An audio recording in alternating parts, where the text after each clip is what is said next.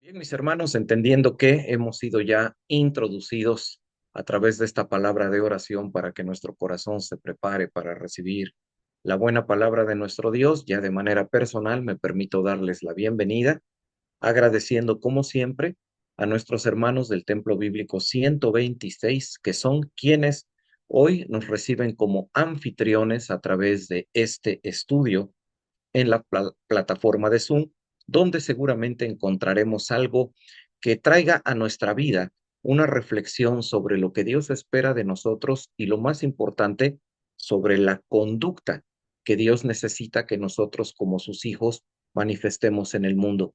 Mis hermanos, no es para ningún creyente un secreto el admitir que nos encontramos viviendo tiempos peligrosos en muchos sentidos y no importa la latitud o el país donde nos encontremos. Y saben, hermanos, es precisamente la conducta que se mantiene fiel a la voluntad de Dios, la conducta que se mantiene delante del mundo de una manera irreprensible, la que termina venciendo. Y para eso necesitamos la palabra de Dios. Todos hemos escuchado alguna vez la referencia que Pablo a través de la segunda carta a Timoteo nos da cuando nos dice que la palabra del Señor es útil para redarguir, para enseñar, para corregir. Así que la palabra de Dios representa un faro, representa el fiel de la balanza, representa el punto exacto que nos muestra hacia dónde tenemos que mover nuestra conducta, porque nunca olvidemos que la palabra de Dios es un libro que Dios inspiró, sí, para ser leído, pero sobre todo para ser vivido. Y tenemos que hacer que nuestra conducta sea la conducta que Dios espera. Muchísimas gracias, hermanos, por estar aquí.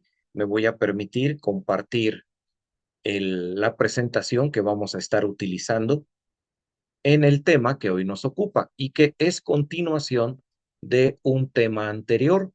Por tal motivo, quisiera yo, mis hermanos, invitarles a ustedes que si no estuvieron o no tuvieron la oportunidad de poder estar con nosotros en el tema anterior, por favor, les invitaría a que vayan al canal de videos en la plataforma de YouTube, Templo Bíblico 126, para que ahí encuentren el video anterior que forma parte de la serie de temas que a mí me corresponde tratar con ustedes.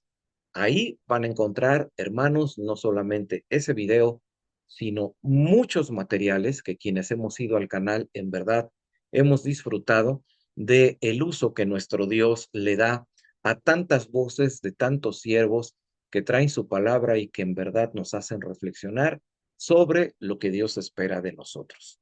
Mis hermanos, siempre que yo comparto un tema, comparto la pantalla que ustedes están viendo, donde a través de esa imagen de perfil redonda de color morado, violeta que ustedes ven ahí, Miguel Montoro, ustedes me pueden encontrar, hermanos, en cualquiera de las redes sociales, desde Facebook hasta TikTok.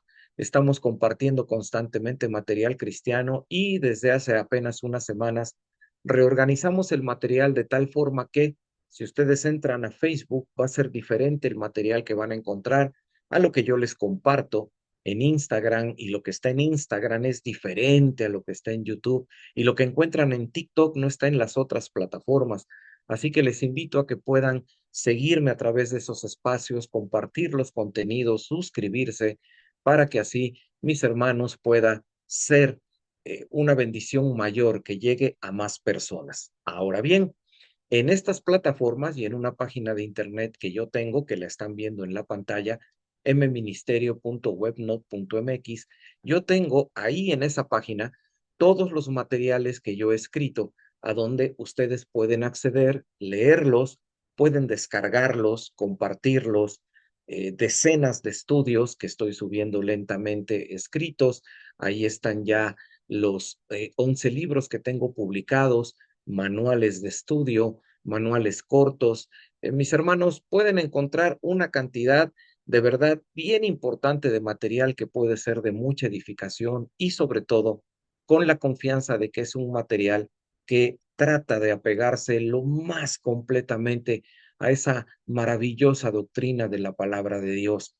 Si alguien está interesado en algún material en particular, o desea recibir, por ejemplo, a través de la plataforma de WhatsApp, videos con reflexiones que yo comparto todos los días en el chat que acompaña a esta transmisión. En la parte de abajo, como un primer mensaje, yo ya dejé mi número telefónico en la plataforma de WhatsApp para que me hagan favor de enviarme un mensaje de texto y yo les responderé enviándoles el material que deseen o respondiendo cualquier pregunta o comentario. Gracias, mis hermanos. Gracias por hacer que crezca el impacto de lo que compartimos en redes sociales. Bien, ¿qué es lo que hemos estado estudiando y lo que aún nos resta aún estudiar por 2 martes más? Para aquellos hermanos que hoy nos acompañan, en el primer tema aprendimos que la iglesia de Cristo, la iglesia que nace después de la ascensión de Cristo, la iglesia que formalmente queda inaugurada el día de Pentecostés, cuando el Espíritu Santo viene a la tierra para estar en la tierra en lugar de Cristo, esa iglesia que hoy podemos llamar con una como iglesia cristiana universal con diferentes nombres, rostros y con diferentes costumbres, bueno, esa iglesia cristiana tuvo un origen y obviamente ese origen es muy importante estudiarlo porque nos permite lanzar una mirada a cómo las personas entendían las enseñanzas del maestro de maestros cuando él recientemente se va de esta tierra y utiliza a profetas y apóstoles para poder transmitir sus enseñanzas y que así la iglesia empiece a ser adoctrinada, entendiendo la palabra doctrina en su significado natural, que es enseñanza. Porque recuerden, la iglesia antes de que el apóstol Juan escribiera Apocalipsis, la iglesia de Cristo no tenía la ventaja que tenemos hoy tú y yo de tener Biblias impresas, de poder descargar una Biblia en nuestro teléfono inteligente o dispositivo electrónico.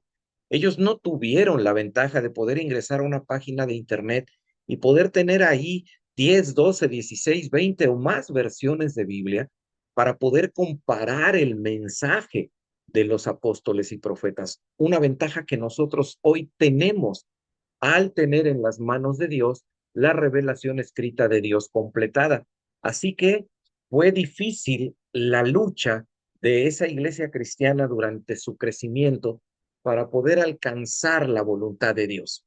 Y mis hermanos, esos primeros años de lucha por apegarse a la enseñanza de Cristo, esa lucha de la iglesia por mantenerse fiel a lo que Cristo transmitió, esa lucha la vemos registrada en el libro que hoy conocemos en nuestras Biblias como Hechos de los Apóstoles, un libro que de una manera muy simple lo podríamos resumir como el libro que registra los viajes misioneros del apóstol Pedro y los viajes misioneros del apóstol Pablo, pero en el proceso vamos viendo cómo la iglesia cristiana va desarrollándose, cómo va cambiando su estructura y cómo va cambiando su forma de pensamiento. Hoy hablaremos mucho de ese cambio de forma de pensamiento. Ahora bien, en cada carta del Nuevo Testamento, comenzando por la carta a los romanos hasta llegar a la carta de Judas, nosotros vemos el pensamiento cristiano por escrito.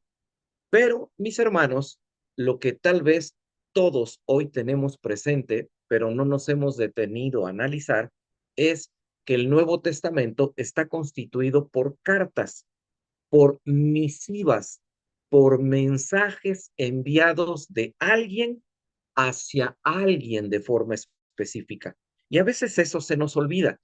Aunque nosotros nos hemos acostumbrado a decir es que el Nuevo Testamento tiene 27 libros, estrictamente hablando, muchos de esos libros fueron cartas, como las cartas que tal vez los más jóvenes ya no tuvieron oportunidad, se enviaban hace muchos años, donde por escrito y en papel teníamos que poner el mensaje que necesitábamos llegara a otra persona y entonces enviábamos la carta para que llegara a las manos de la persona y la persona por escrito pudiera leer lo que nosotros queríamos hacerle llegar.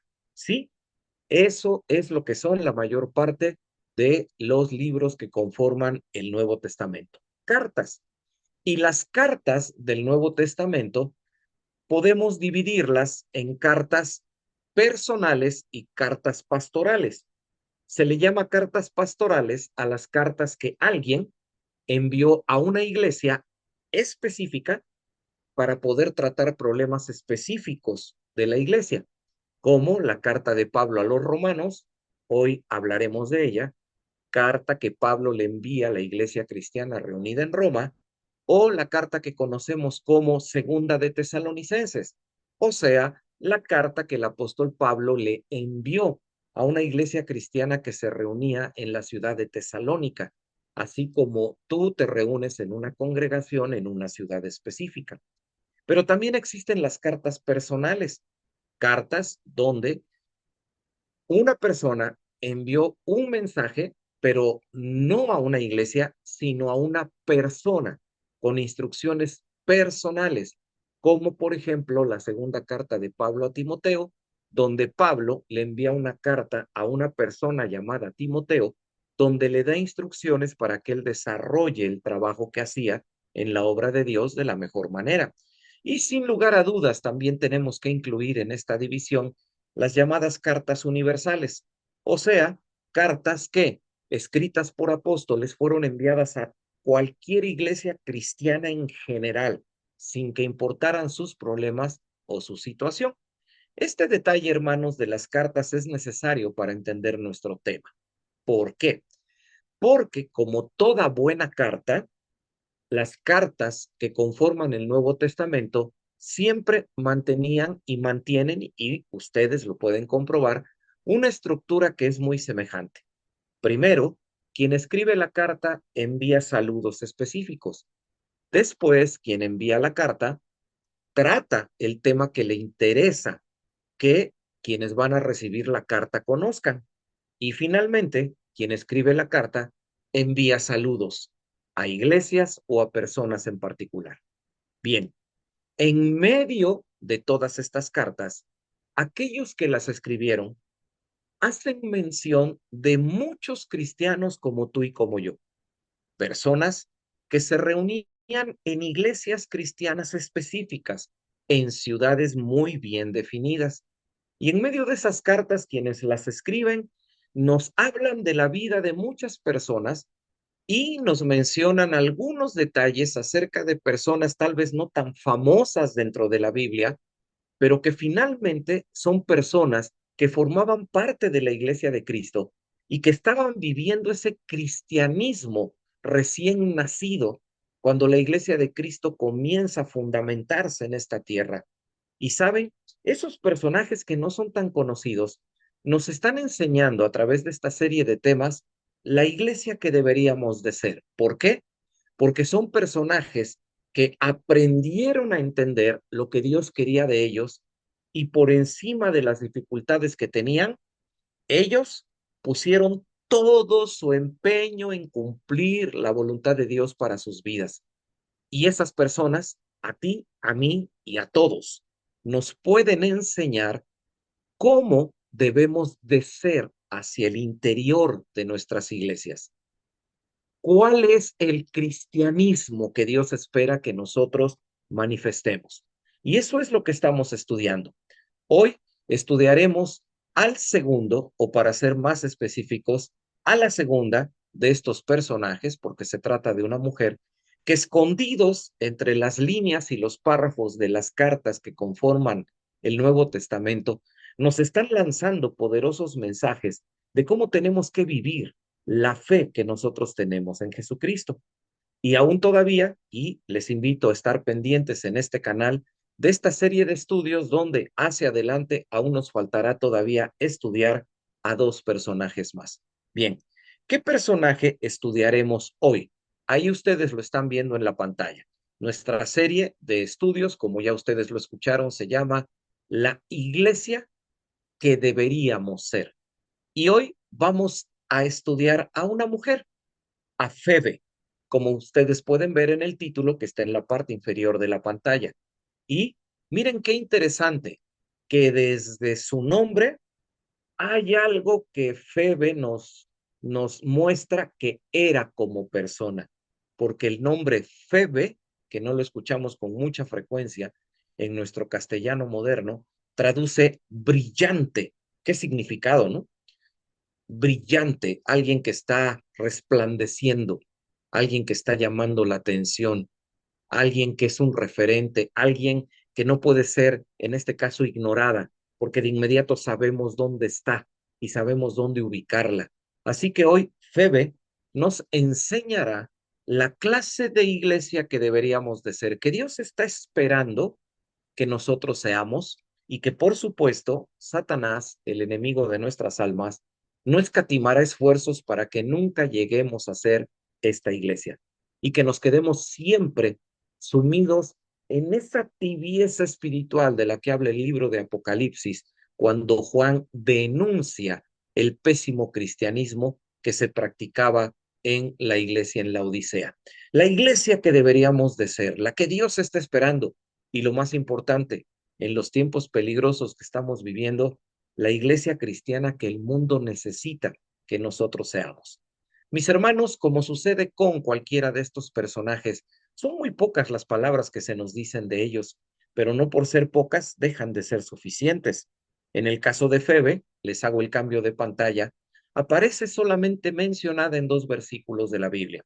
Para ser más precisos, como están viendo en pantalla, Febe aparece mencionada en la carta que Pablo envía a la iglesia cristiana que se reunía en la ciudad de Roma y que nosotros hemos conocido como Romanos, en el capítulo 16, en los versículos 1 al 2.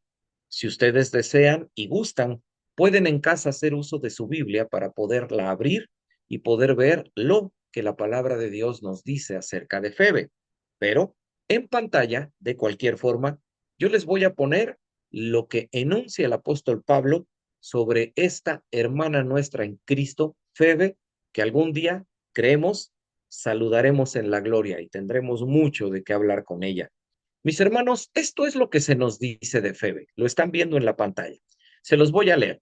El apóstol Pablo escribe y dice, os recomiendo además nuestra hermana Febe, la cual es diaconisa de la iglesia en Cencrea, que la recibáis en el Señor como es digno de los santos y que la ayudéis en cualquier cosa en que necesite de vosotros, de ustedes, porque ella ha ayudado a muchos, y el apóstol Pablo remata este pensamiento, y a mí mismo.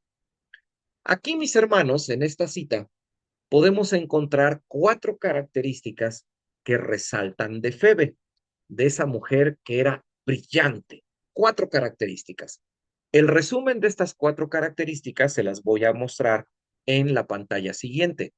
De Febe se nos dicen 4 cosas y entre ellas hay algunos detalles que están escondidos y que es bien interesante resaltar.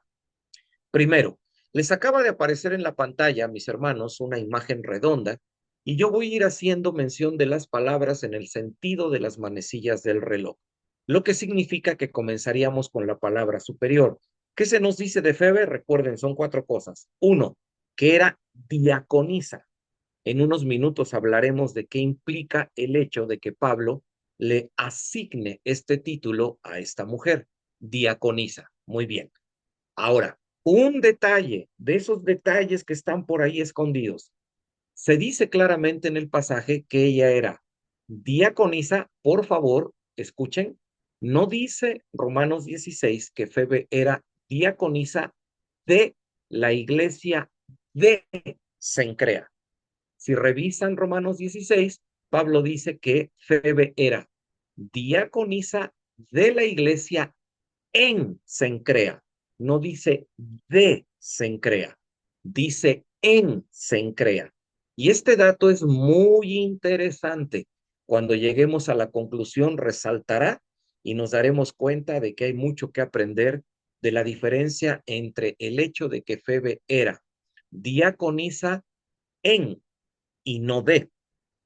Por cierto, si después, hermanos, ustedes tienen la curiosidad y ustedes se van a esa parte final de nuestras Biblias impresas que casi nadie o nunca usamos, que es a donde se encuentran los mapas de las tierras bíblicas, yo les invito a que se acerquen a esa provincia, a esa península que usualmente es reconocida como la península donde estuvo establecido el corazón del imperio griego, y ahí, en esa península, o si gustan, pueden buscar un mapa donde se muestren los viajes misioneros de Pablo y sin ningún problema, cuando ustedes vayan siguiendo la ruta de los viajes de Pablo y vean que la ruta se detiene en una ciudad importante llamada Corinto, ya habrán llegado a donde yo necesito.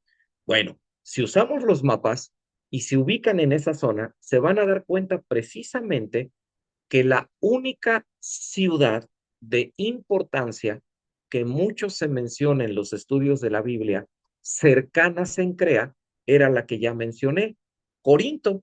De hecho, en su mapa van a encontrar que Corinto se encuentra en el centro de un territorio pequeño y hacia el sur, hacia abajo, ya junto al mar, porque era un puerto, pueden encontrar Cencrea. Así que la única ciudad de importancia cercana a Cencrea era Corinto. Este detalle nos va a enseñar algo importante al final. Entonces, tenemos ya dos características. Febe era diaconisa. Muy bien. Además, ella era una diaconisa que se encontraba en Cencrea, pero no era de la iglesia de Cencrea. Luego, vamos hacia abajo. Se nos dice claramente que era servidora, servía a las personas. No solamente les hablaba del amor que ella sentía por los siervos y las siervas, sino que ella manifestaba ese amor. Febe era una mujer que no se satisfacía con tener clara la teoría, era una mujer que todo lo que conocía lo llevaba a la práctica y lo llevaba a la práctica sirviendo a los demás. Alguna ocasión, Jesucristo dijo de sí mismo que el Hijo del Hombre no vino a ser servido, sino a servir.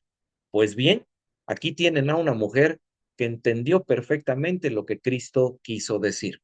Era una mujer servidora. Y terminamos con el último cuadro.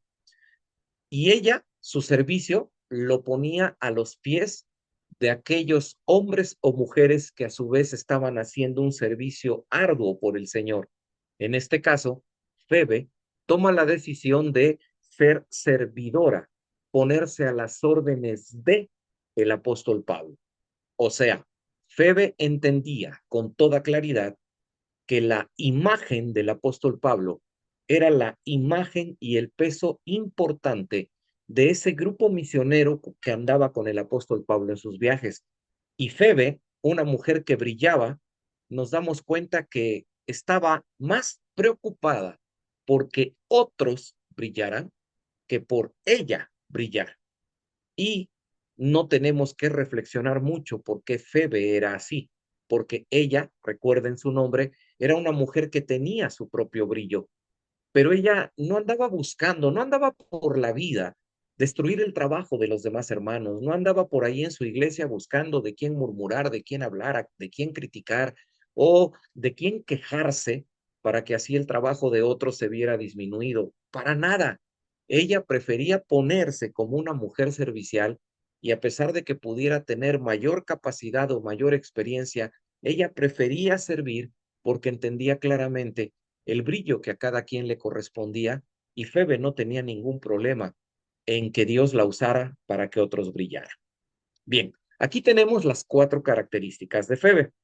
Por favor, tengan presente el título de nuestra serie de temas, la iglesia que deberíamos ser. ¿Qué tipo de hermanos debemos ser hacia el interior de nuestra iglesia? Así que ahora tenemos que adentrarnos un poco a analizar estas cuatro características. Así que mis hermanos, vamos a dar pie a ello y comenzaremos con el primer detalle, el hecho de que ella era una diaconisa. En su pantalla, mis hermanos, del lado izquierdo, en la parte superior, ustedes encuentran la palabra diáconos con una referencia bíblica, que es Hechos capítulo 6. ¿Por qué les puse esa palabra y esa referencia? Porque antes de Hechos capítulo 6 nunca aparece en la Biblia la palabra diáconos. Es en Hechos capítulo 6 cuando la palabra aparece. Ahora, este pasaje, probablemente muchos de ustedes sepan a qué se refiere, pero también entiendo que tal vez algunos no. Por eso me quiero permitir unos minutos para poder resumir lo que está pasando en Hechos capítulo 6 y resaltar algunos detalles que tiene que ver con lo que sucedió alrededor de Hechos capítulo 6, que nos va a terminar llevando a aprender mejor las lecciones que hoy Febe, a través de su forma de vivir el cristianismo, nos puede transmitir. Bien, los diáconos que no aparecen nunca antes de Hechos 6 aparecen porque en Hechos capítulo 6 se nos relata que en esos primeros años de cristianismo, la iglesia cristiana que se reunía en el nombre de Jesús en la ciudad de Jerusalén comenzó a crecer en número. Ahora, los hermanos de la iglesia en Jerusalén habían tomado la decisión de que las ofrendas que ellos generaban, sus aportaciones económicas que ellos ponían al servicio de la obra, ellos habían decidido que fueran destinadas en una gran parte a dar de comer todos los días a viudas y a huérfanos. ¿Por qué en la iglesia en Jerusalén había tanta presencia de gente necesitada y específicamente de viudas y huérfanos? Porque, por favor, no olvidemos, la iglesia en Jerusalén era una iglesia que vivía en una ciudad que a su vez estaba bajo el dominio de lo que hoy nosotros conocemos como el Imperio Romano. Muy bien, aquí en Hechos capítulo 6 nosotros vemos un problema dentro de la iglesia cristiana. Resulta que comienza a haber una queja de parte de las personas de nacionalidad griega y su queja era, nuestras viudas, las viudas de nacionalidad griega, no están siendo atendidas al igual que las viudas de nacionalidad judía. Como que vemos que a las viudas griegas no les dan la misma cantidad de comida. Esta diferencia de opinión derivó en el hecho de que los apóstoles le pidieran a la iglesia que la iglesia buscara dentro de la propia iglesia a personas que tuvieran cualidades muy específicas a quienes se les pudiera encargar hacer este trabajo material, este trabajo de mostrar misericordia, de dar de comer. Bien, el resultado de la deliberación de la iglesia fue el presentar ante los apóstoles a 7 hombres para que ellos se hicieran cargo específicamente de este trabajo, dar de comer a viudas y huérfanos. Ellos, estas 7 personas, ellos son los diáconos. Ahora, tenemos que entender 3 cosas que están del lado derecho de su pantalla. ¿Cuáles son esas 3 cosas? El propósito de los diáconos, que lo acabo de mencionar, el contexto y el significado. Vamos con el contexto. Como ya les mencioné hace unos minutos, mis hermanos, por favor, no pierdan de vista que la iglesia donde nacen los diáconos era una iglesia de mayoría judía, o sea, la mayor parte de las personas pertenecían a la nacionalidad judía. Eran personas que habían sido educadas en el conocimiento de la ley de Moisés y que toda su cultura y todas sus costumbres se encontraban dentro del marco de la ley de Moisés. Y en la ley de Moisés, en la sociedad, en la religión y en todas las demás áreas de su vida, existía la idea clara para la persona de nacionalidad judía que el ejercicio público de cualquier actividad tenía que ser llevado a cabo por varones y el trabajo material hacia el interior de una iglesia tenía que ser llevado a cabo por varones, porque así es como ellos lo habían aprendido de la ley que practicaban. Bien, entonces vemos a una iglesia que tiene un contexto muy diferente a la iglesia a la que Pablo le escribe la carta a los romanos. ¿Por qué? porque a diferencia de la iglesia en Jerusalén, recuerden, iglesia de mayoría judía, cuando Pablo escribe la carta a los romanos, le está escribiendo a una iglesia que ya no es de mayoría judía. Había judíos en Roma, pero ellos se reunían aparte en su o en sus sinagogas. Pero la iglesia reunida en el nombre del Señor Jesucristo, la mayor parte de los miembros que la integraban eran de nacionalidad romana. Eran personas que no habían crecido bajo la ley de Moisés. En consecuencia, no tenían las mismas ideas y su cultura no se desarrollaba igual. Por ejemplo, en la sociedad romana, la figura social del hombre no era mayor que la figura social de la mujer. Y la figura social dentro de la sociedad romana, que era más importante que esas dos, era la figura del padre de familia. Eso nos puede llevar a un tema maravilloso, interesante para profundizar y descubrir todo lo que Dios a través de eso nos quiere enseñar.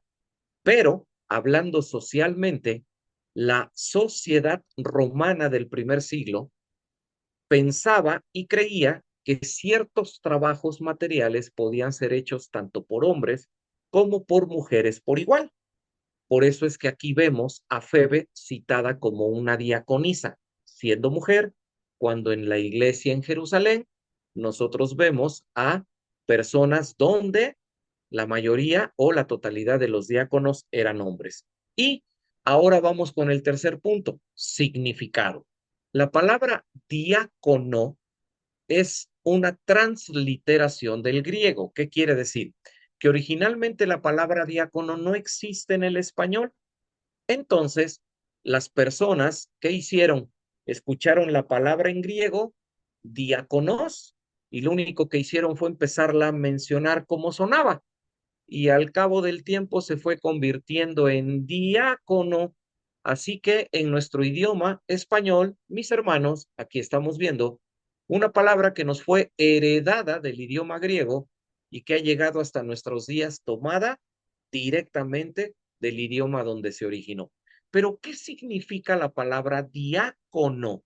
La palabra diácono simplemente significa siervo, alguien que sirve, alguien que realiza un servicio.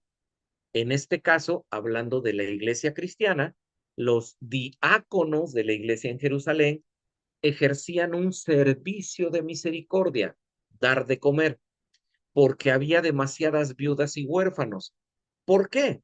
Porque recuerden, ya se los mencioné, la iglesia en Jerusalén estaba bajo el dominio del Imperio Romano y lamentablemente en una etapa bastante oscura de la historia, el Imperio Romano tenía una forma de resolver cualquier problema social que se presentara en cualquiera de sus provincias o colonias conquistadas. En cuanto había algún problema social, alguna alteración, un intento de rebelión, el Imperio Romano mandaba a alguna colonia a varios miles de soldados, simplemente apresaban a quien se les ocurría, aunque no tuviera nada que ver con el problema, y en ejecuciones masivas los varones eran crucificados. Lamentable, yo lo sé, pero en esas costumbres, como consecuencia de esa barbarie romana, de esa barbaridad, el resultado era que en las provincias había una cantidad enorme de viudas y huérfanos porque muchos cabezas de familia, muchos hombres, eran asesinados por el imperio. Por eso la iglesia las tenía que atender. Pero cuando Pablo le escribe a la carta a los hermanos reunidos en Roma, allá no había tantas viudas y no había tantos huérfanos, porque esa era la ciudad capital del imperio que sembraba la muerte en sus provincias. Pero en las ciudades importantes de su imperio eso no sucedía. Así que la iglesia en Jerusalén tenía una cantidad enorme de viudas y huérfanos que atender, mientras que en la iglesia en la ciudad de Roma la cantidad de viudas y huérfanos a atender era pequeña.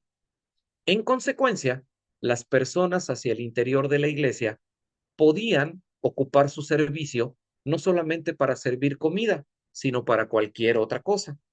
Por eso es que aquí vemos a Febe citada como una diaconisa, una sierva, que no sabemos si ella ayudaba en el trabajo de servir alimento o prepararlo, pero sí podemos afirmar con certeza bíblica que ella buscaba servir a sus hermanos y muy específicamente se sintió apegada a servir al apóstol Pablo para que él pudiera dedicarse al trabajo que le había sido dado por Dios, que era predicar el evangelio. Así que podemos imaginar a una mujer que no tenía problema en lavar ropa, a una mujer que no tenía problema en desvelarse, a una mujer que no tenía problema en remendar túnicas, si con ello podía ayudar a que el trabajo de otros hombres y mujeres de Dios brillara y se cumpliera el propósito de Dios de que cada día se añadieran nuevas almas al conocimiento de la verdad. Bien, mis hermanos, esto es lo que fue Febe, una mujer que servía. Aún todavía hay un dato más que nos va a hacer reflexionar, pero tenemos que concentrarnos en ese aspecto. Servicio, servicio, servicio. Todas las iglesias cristianas necesitan servicio. Todas las iglesias cristianas tienen necesidades materiales y esas necesidades materiales tienen que ser atendidas por nuestras manos, porque la iglesia cristiana puede, piénsenlo, sin problema, tener algún problema en su edificio y pagarle a un contratista y dejar ir algunos cientos o miles de dólares y resolver el problema. Cualquier iglesia cristiana puede hacer eso, dependiendo su contexto, pero tienen que ser las manos de los siervos de la iglesia quienes tienen que involucrarse en el servicio. Y ustedes se preguntarán, ¿pero por qué? ¿Qué no es mejor pagar a alguien que venga y nos resuelva todo? Claro, eso va a ser mucho más cómodo, pero cuando nuestras manos no se involucran en el trabajo, no aprendemos a valorar las cosas. Es lo que modernamente en ocasiones le sucede a muchos padres que durante muchos años trabajaron para generar riqueza y prosperidad y la obtuvieron y la cuidan. Y después ellos ponen al servicio de sus hijos esa prosperidad y esa riqueza para descubrir que sus hijos simplemente lo que hacen es malbaratarla. ¿Por qué? Porque fue una comodidad y una riqueza que nunca les costó.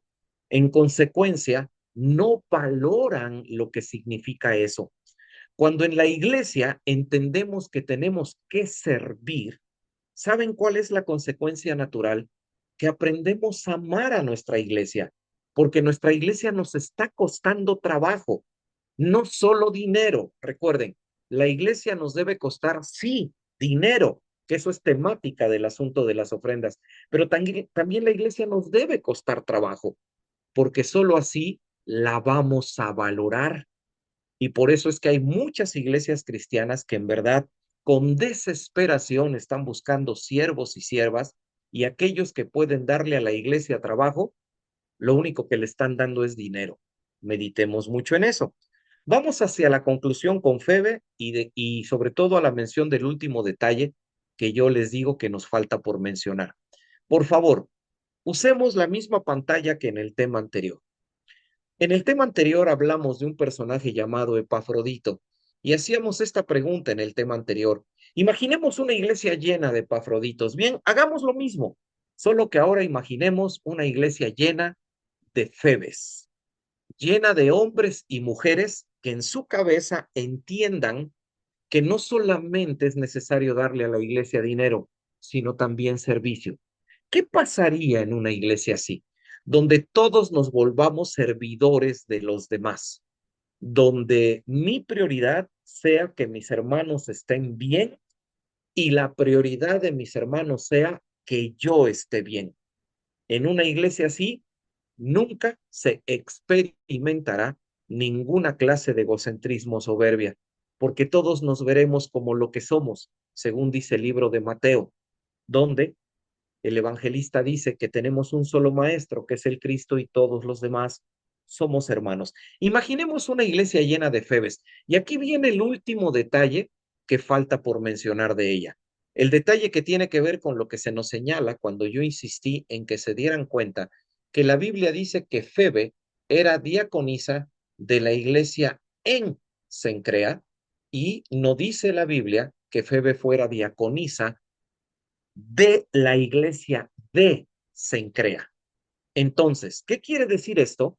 Les mencioné hace unos minutos que si vamos a un mapa de la Biblia, vamos a descubrir que la ciudad que está más cercana de importancia es Corinto, donde había mayor presencia de cristianos.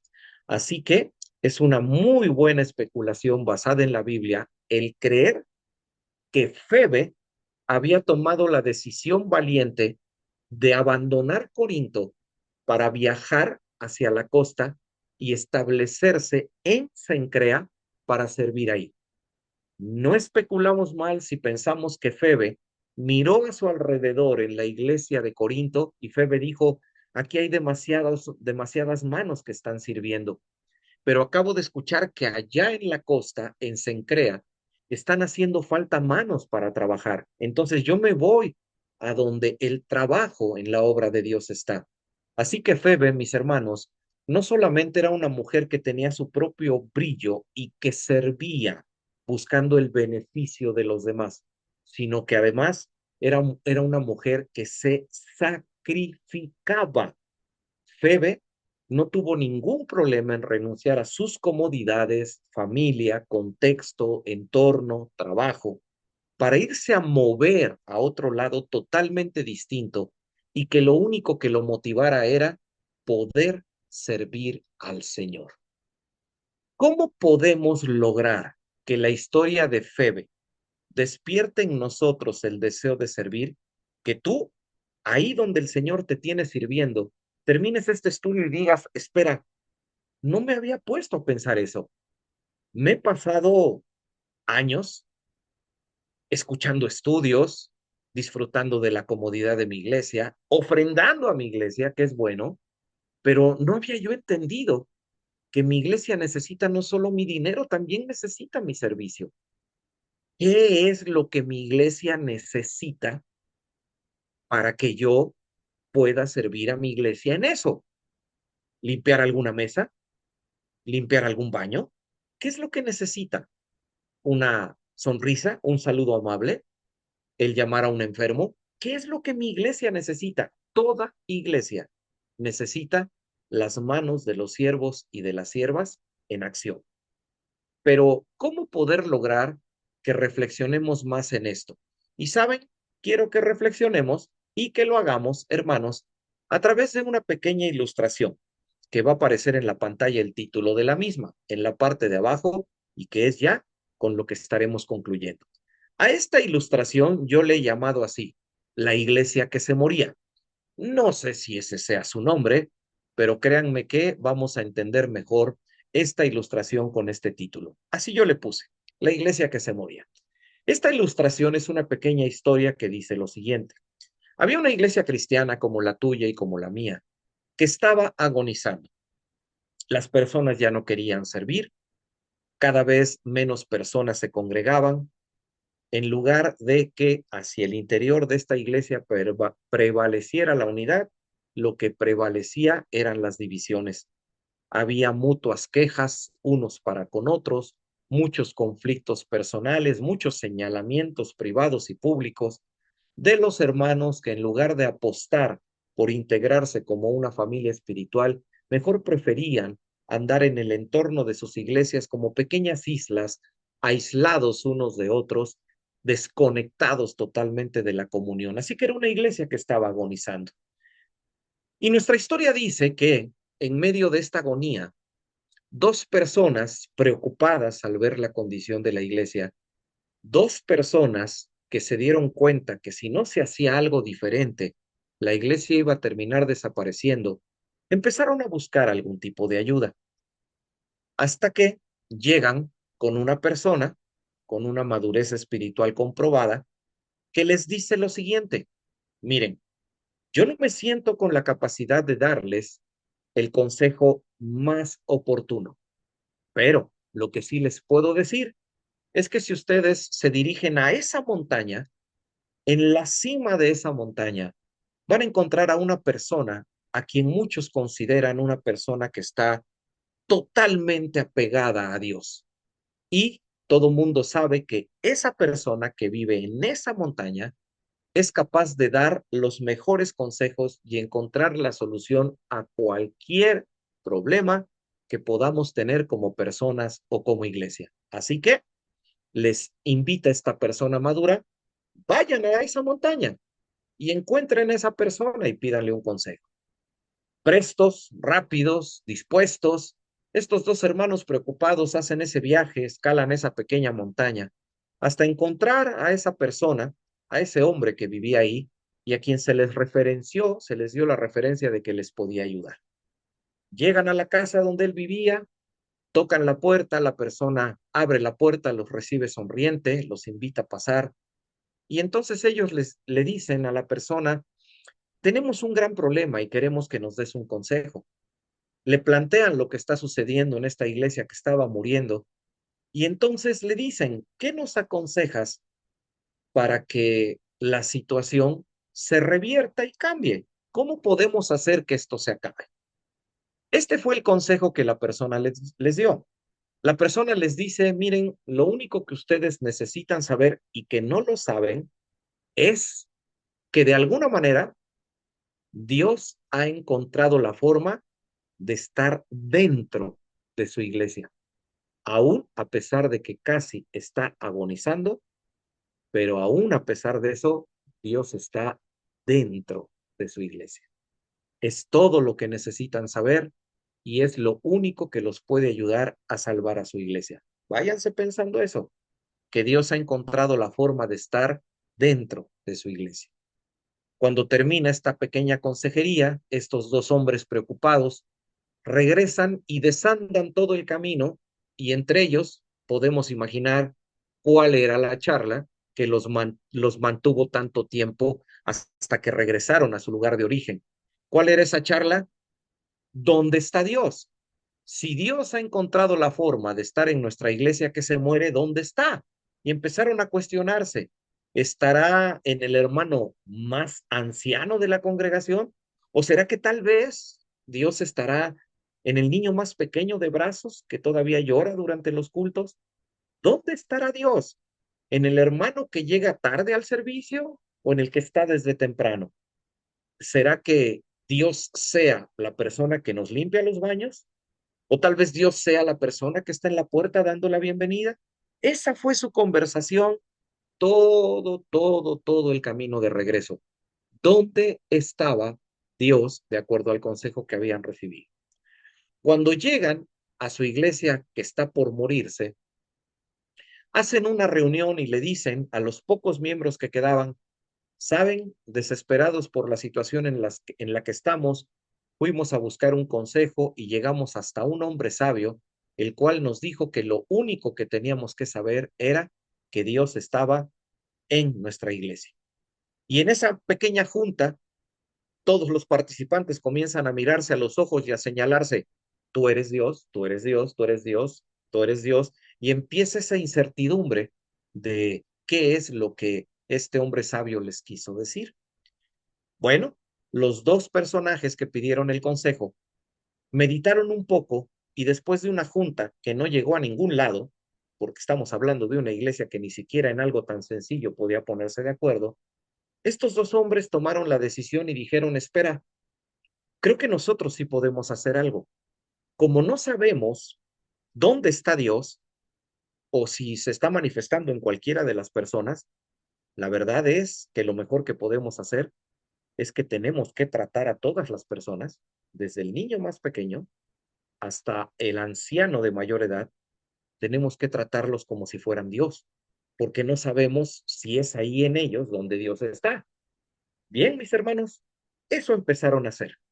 En el siguiente servicio, sin dudarlo, como no sabían dónde podía estar Dios, empezaron a tratar con gentileza, con amabilidad y empezaron a ser serviciales con todas las personas.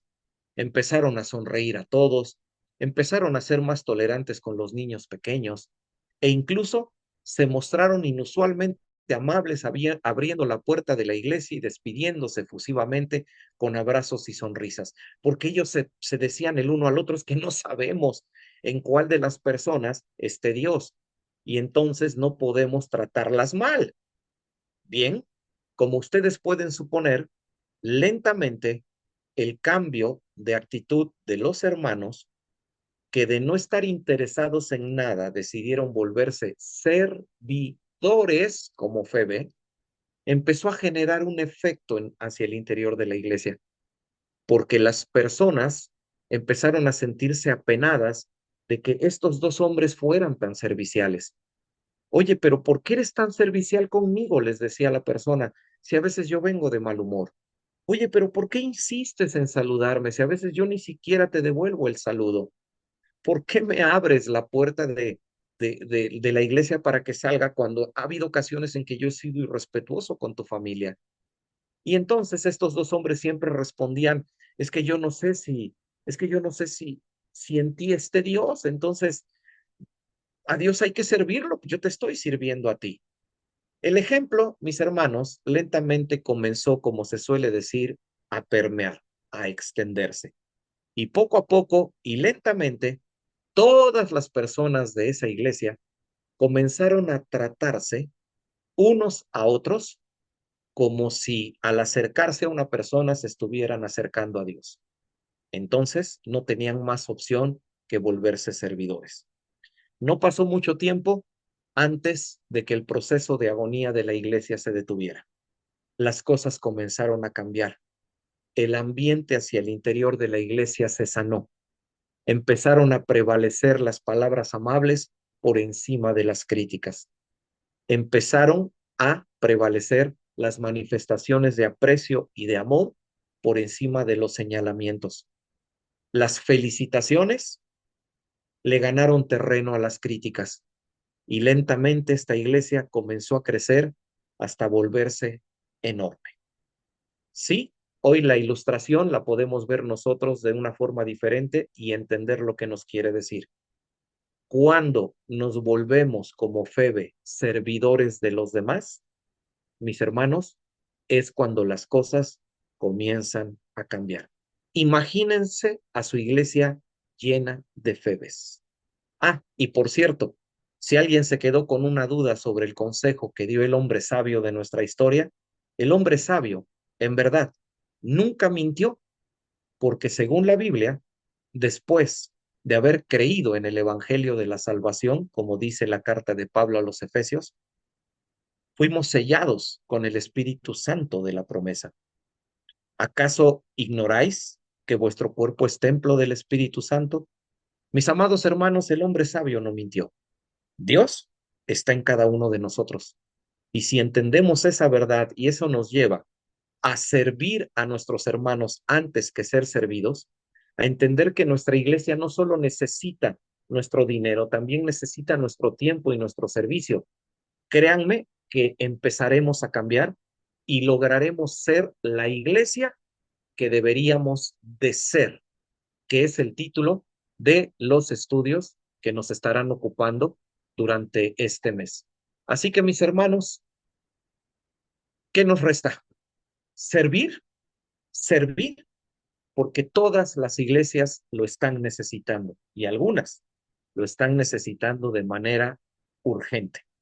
Así que mis amados hermanos, me restaría solamente invitarles a que si de este estudio les ha surgido alguna pregunta, algún comentario, alguna opinión, algo que deseen añadir o incluso corregir, en el chat que acompaña a esta transmisión, he dejado mi número telefónico personal de WhatsApp para que me envíen un mensaje, podamos seguir platicando sobre este tema, ahondar más en él, aclarar alguna duda, recibir sus aportaciones o, por qué no, si alguien lo desea, poderles enviar algún material que sea de bendición para sus vidas. De hecho, mis hermanos, para poder compartir este tema sobre Febe, antes de elaborar la presentación que ustedes han visto en sus pantallas, el tema yo lo escribí, así que el tema está por escrito con más detalles. Si alguien gusta, envíenme un mensaje y con gusto les mando el documento del estudio de Febe para que puedan estudiarlo, compartirlo, enviárselo a alguien más.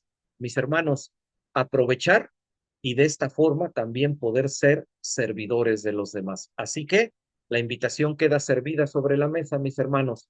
Imaginemos nuestra iglesia llena de Febes. Las cosas cambiarían como no lo podemos imaginar. Les invito a que no se pierdan el tercer tema de esta serie, la iglesia que deberíamos de ser. Dejamos, mis hermanos, de compartir pantalla y entregamos la dirección para la culminación de la reunión. Muchas gracias, mis hermanos, por habernos acompañado. Estamos a sus órdenes. Yo soy Miguel Montoro. Que Dios les bendiga.